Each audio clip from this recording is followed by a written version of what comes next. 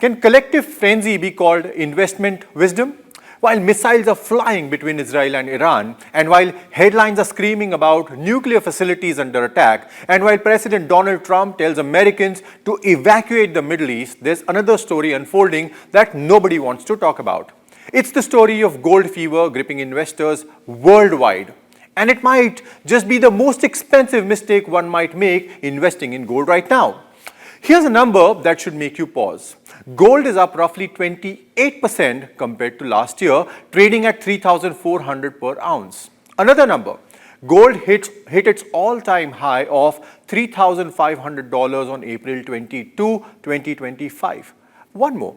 Just 6 months ago, in Q4 of 2024, gold was trading at $2,663 per ounce. That's a 27% jump in half a year, and everyone's calling it investment of the decade.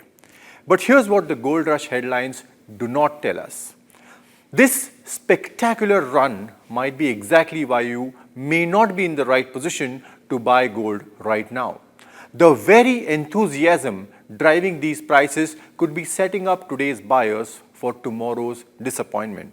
When everyone is running toward the same exit door, maybe it's time to ask, why are they running? Let me give you some context that cuts through the noise.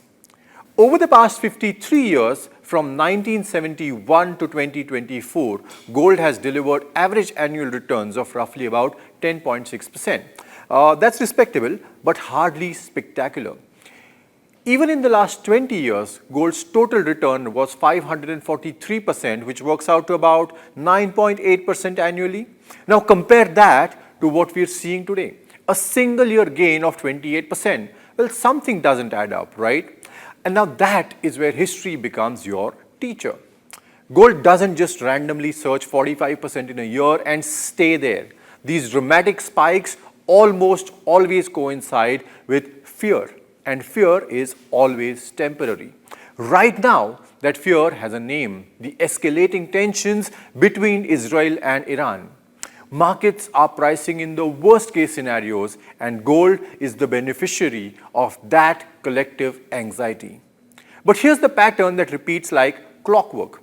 When geopolitical tensions ease, gold's premium fear evaporates.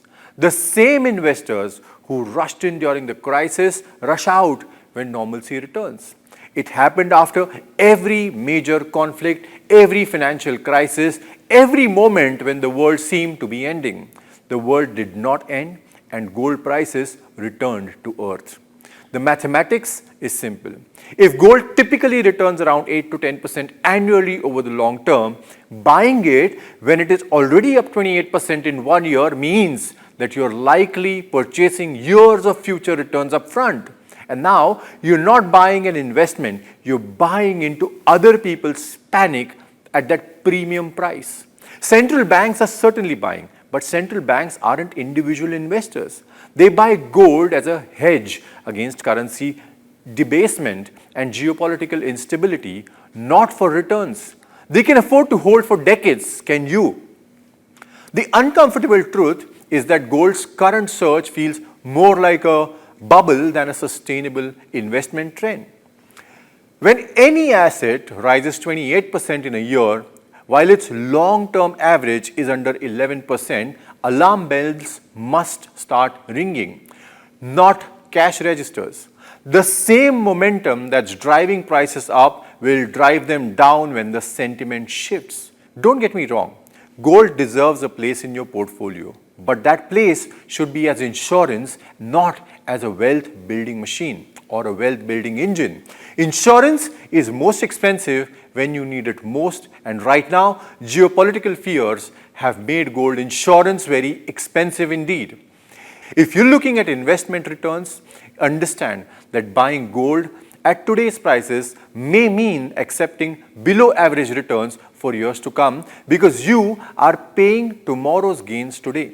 The smart money isn't chasing gold at record highs. It is waiting for the fear to subside and prices to reflect reality rather than panic.